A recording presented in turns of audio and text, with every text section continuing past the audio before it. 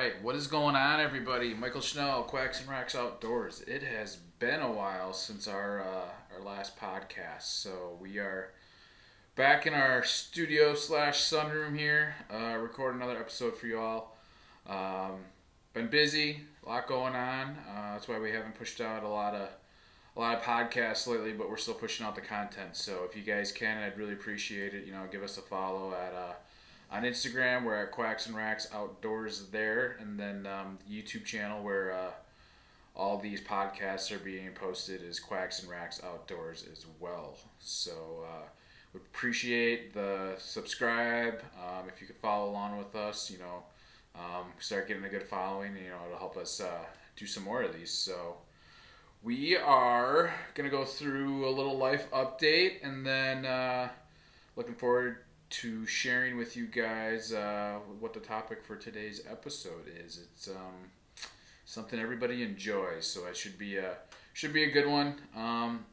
Not sure how long of an episode this will be. Like I said, I'm trying to get these a little longer, but we're in the off season, so not too many hunting stories and things like that. But we will kick things off with just a little update of what's going on around the Schnell household and Quacks and Racks Outdoors. So, first thing I want to cover is it was made known to me from my lovely wife, love you, Emily, that I say a little too much in these. So, if you guys want to hold me to that, keep me honest, drop a comment if I'm going a little too much, which I just did before I did that again. So we'll work on that moving forward. This is completely new to me, as I've told you guys. These videos are completely unedited, raw. I don't go back and review the recordings to make sure they sound good, but I don't do any editing when it comes to the podcast. So this is completely raw and unscripted.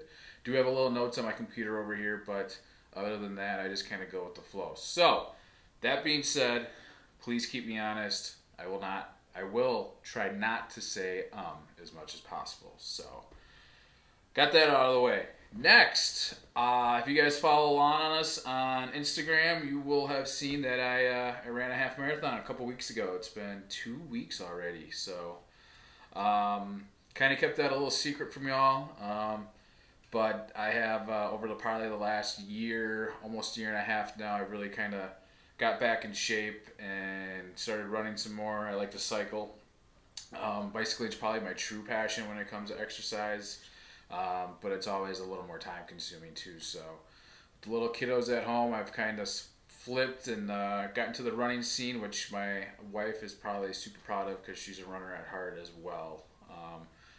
I said, sorry. But we will keep chugging along there. So I did the Milwaukee Marathon 2 weeks ago. I only did the half. I'm not running full marathons. 26 miles, y'all can go run 26 miles by yourselves. I have no desire to do 26. I'm tapping out at 13.1. So, but overall it went well.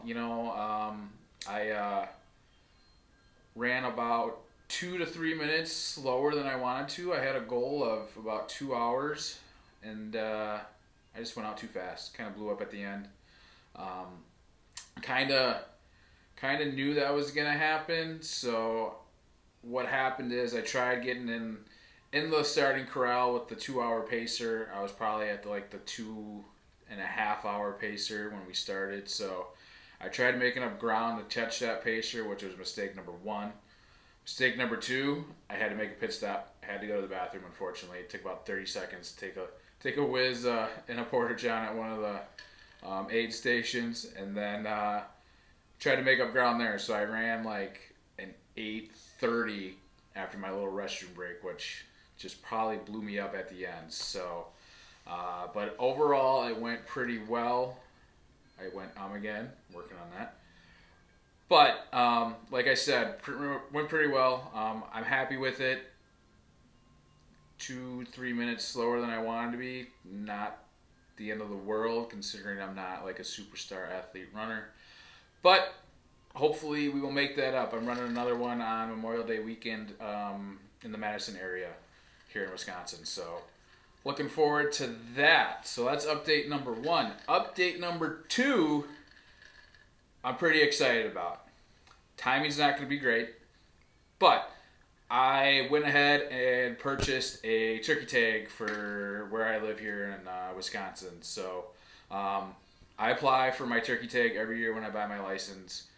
Typically, just timing doesn't work out for me to get up north to go turkey hunting. So I apply for my tag.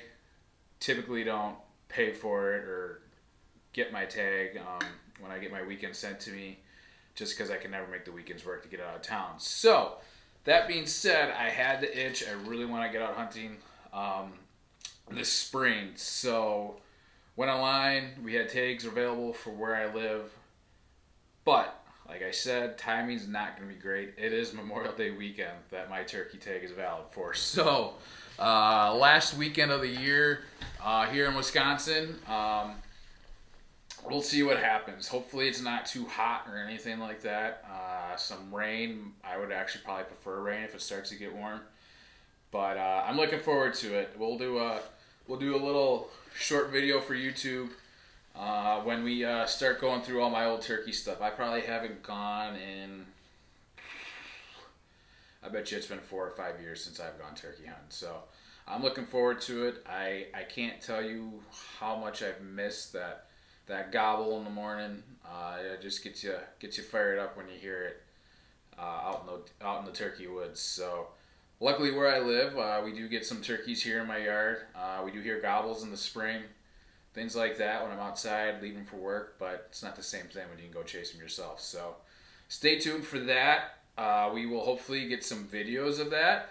Another hunting related topic, we have officially ordered our first GoPro camera to do some live hunt videos. So I'm super excited. I can't wait. Like I said, we'll try to get it out turkey hunting. Hopefully that'll be like our test run before duck and deer season comes next fall. But something I've been really wanting to do is get into filming my hunts. I tried to do it as much as I could last year with my phone.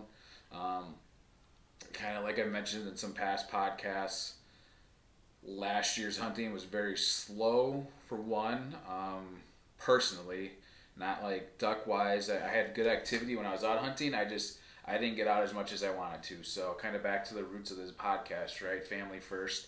I had family stuff to take care of, so it was a very slow hunting season for me last year when it comes to ducks specifically.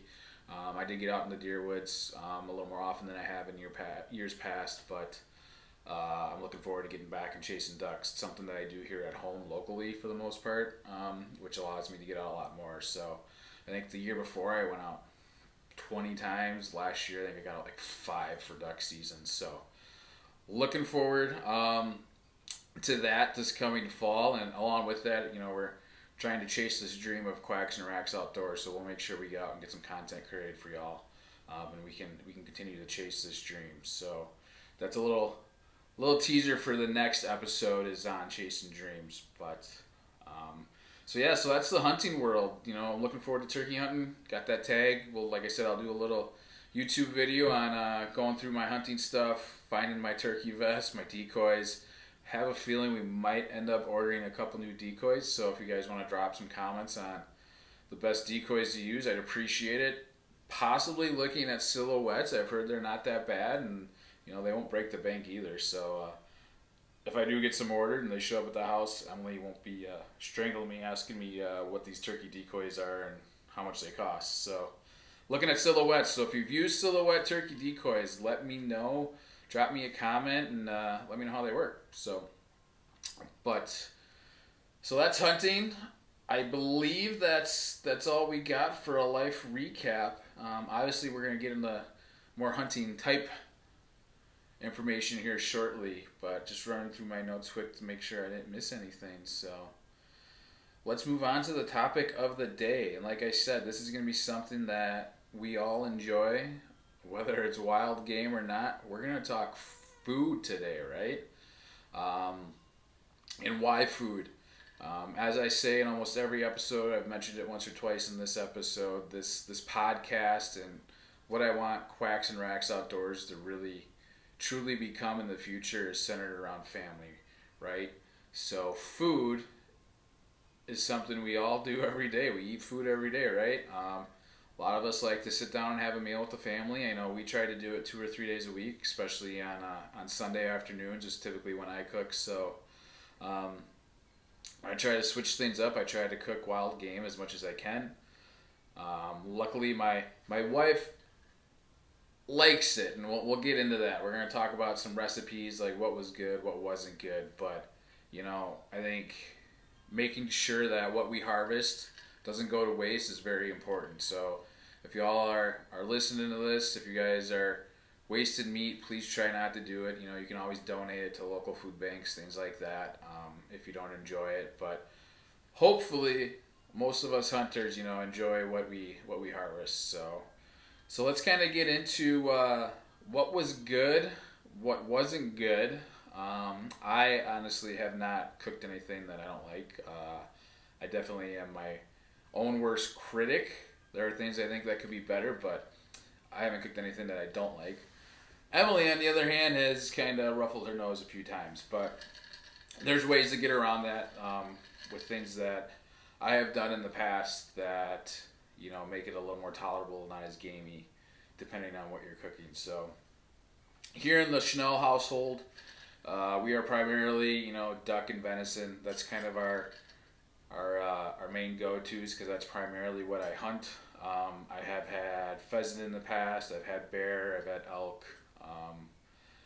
Haven't had moose yet. Kind of the other big game animals I haven't really had yet. But hopefully, if we can get this dream rolling here, we can get out west, do some big game chasing. Elk, which I have had, but I'd like to chase moose maybe once in my lifetime. What else is out there? Caribou. The sky's the limit, right, when it comes to big games. So hopefully in the future, we'll get out west, do some content around that. But we're gonna stick to primarily what I've cooked in the past. So that being said, I'm going to check my notes here. Give me 1 second.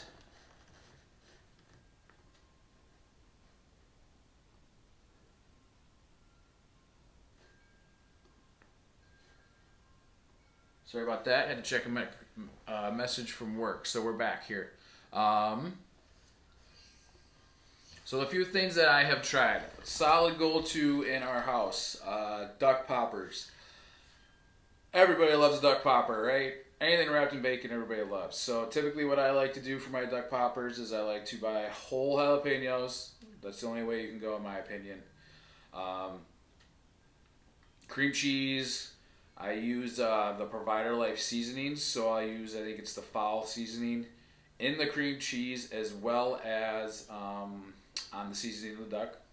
And then obviously wrap them in bacon. So these are bacon wrap poppers. Cut the jalapenos, throw the cream cheese in with some seasoning, throw a little seasoning on top of the duck, wrap it in bacon, throw it on the grill for about 10 minutes maybe, super high. You can do these in the oven too. I've done them both ways. And then I actually slow cook them for the rest of the day or whatever I'm making them for. Typically when I'm doing poppers, they're for an appetizer for an event we're going to. So those are definitely a solid go-to that I've never, ever had anyone actually not like. That goes for people that don't even know that they're eating duck. I typically make it for Emily's dad's holiday events, and everybody seems to love them, and typically I tell them after the fact that they're eating duck. So those are always a solid go-to, something that it's always been something that has never failed me when it comes to cooking wild game. So poppers, basically anything wrapped in bacon, you can't go wrong with, right? So that's probably the most common one. One other thing I have done is venison roast. I've done it on the Traeger as well as slow cooked it. On the Traeger, not the greatest. I think it was just too much room for the heat to dissipate as compared to a small slow cooker. So you didn't really get that true slow cook. The heat dissipated a little quicker. So, and with that, it's typically like cream of mushroom soup or French onion soup mix, things like that.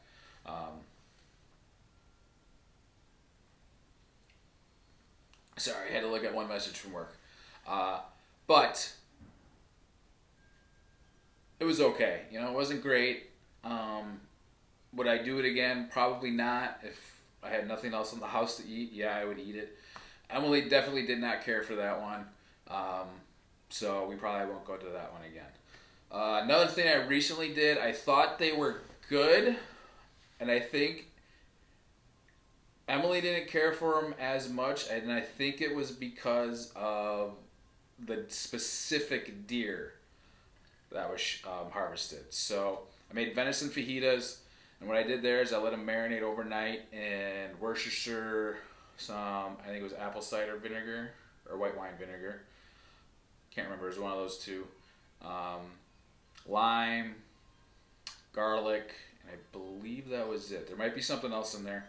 But obviously, you know, the vinegar, the acidity is what removes the gaminess, right? I actually thought they were almost vinegary instead of gamey. Emily had different thoughts, but kind of back to what I said, I think it was because of the specific deer that was harvested. So we do a lot of hunting up in Eagle River. Just gave you a spot, one of my hunting spots, but it's private land. So, and up there, it's all hardwoods, right? It's not corn-fed deer, so a little more gamey. We call everything up there swamp bucks. It's nothing like where I used to hunt, where I had, you know, cornfield fed deer, and it wasn't as gamey. So I think you got to kind of take that into consideration on what you're cooking as well too. So, but I thought they were good. Anybody loves Mexican, so anything you can throw wild game into a Mexican dish, why not, right? So those were okay. Another thing I've recently done is shredded venison sandwiches, and I want to do this with duck too. Essentially what I did is I slow cooked a roast in the slow cooker all day, obviously, and then shredded it with some barbecue sauce, and I think I threw one of my Provider Life seasonings in there as well. And those, actually, Emily really enjoyed. So the barbecue sauce really cut down on the gaminess. What did we slow cook it in? I can't remember. I want to say it was beer. I think I slow cooked it in beer. So I think it was beer and barbecue sauce, and then when we shredded it, we obviously put more barbecue sauce in. That was delicious. So highly recommend that recipe. Like I said, I want to do it for ducks as well.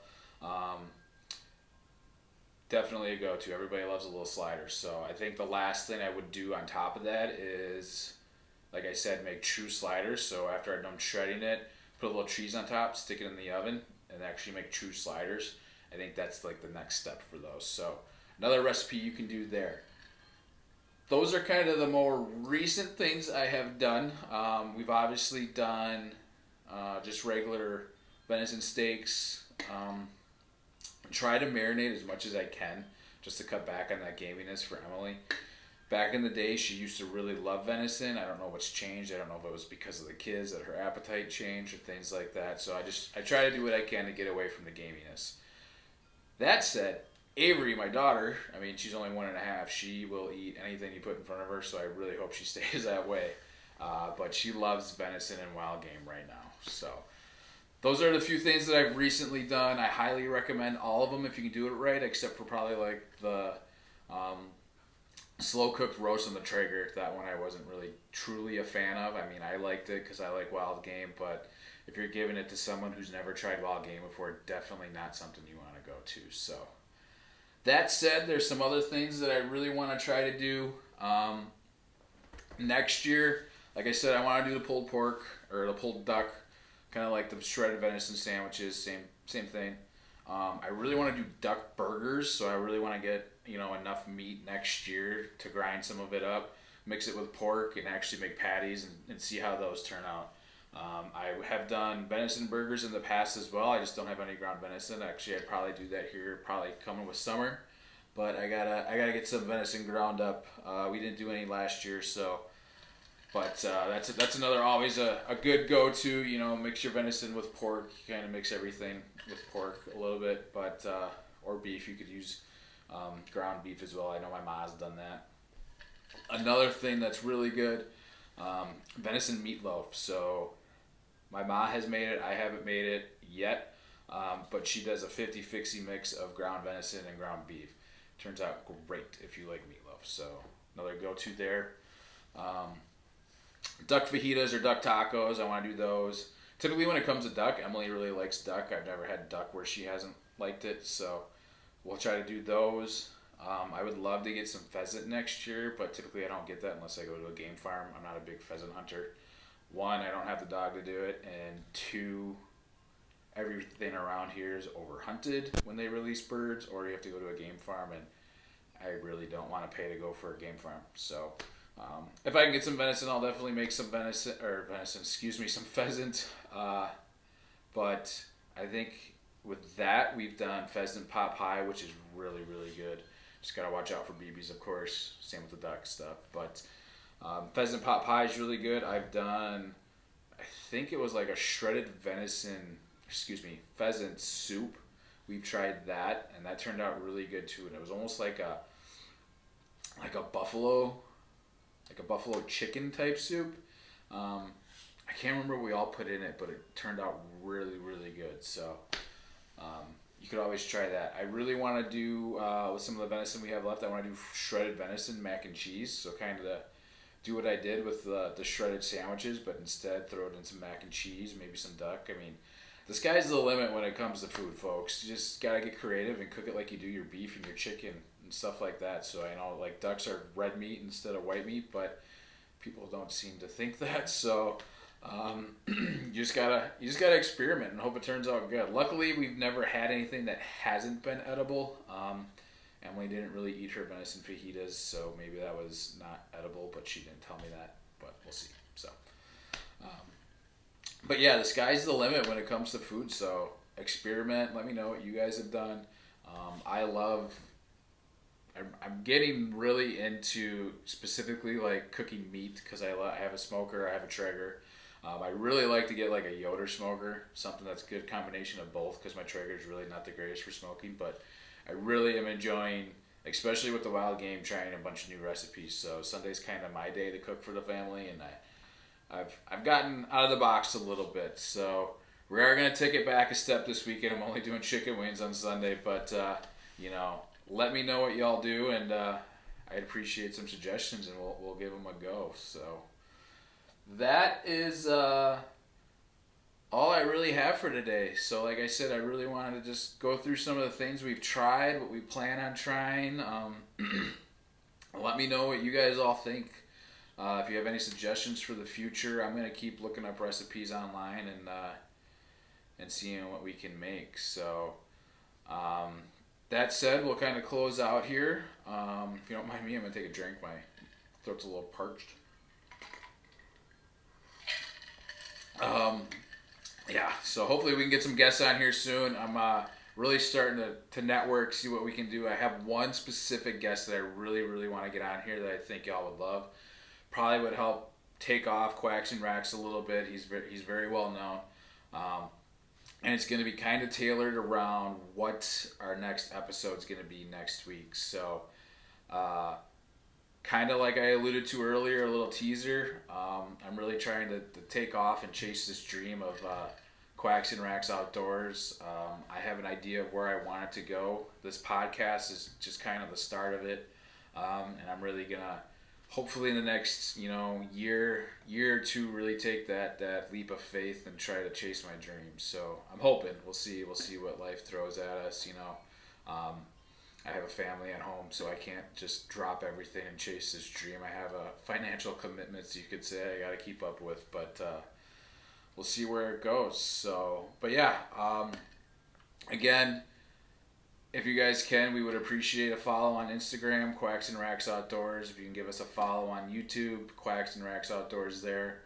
Like I said, we should have at least a YouTube short coming here shortly of getting ready for turkey season, and then once we get that GoPro, we'll probably talk about that, do a little unveiling of our GoPro maybe in the next episode, and hopefully get some live hunting content for y'all here in about a month or so when we get out turkey hunting. Like I said, I hope that it's not too hot. Hopefully maybe it's raining a little bit if it is hot, just to kind of keep me cool. But I'm looking forward to it. I'm looking forward to getting out into the woods. I haven't been hunting since about probably Thanksgiving last year, so everything locked up on us, so I couldn't get out for the final duck hunt of the year. So my last hunt was deer hunting over Thanksgiving week. So, but That said, one last time, if you guys can, please give us a follow. Please give us a like on here. This podcast will be on Spotify, Apple, pretty much anything you can find podcasts on. Give us a subscribe there. Give us a subscribe YouTube. Give us a subscribe on Instagram. I'd really appreciate it. And thank you all from the bottom of my heart for everybody that's been listening so far. So that said, I hope you all have a fantastic weekend. It is Friday. And cheers, and we'll see you in the next one.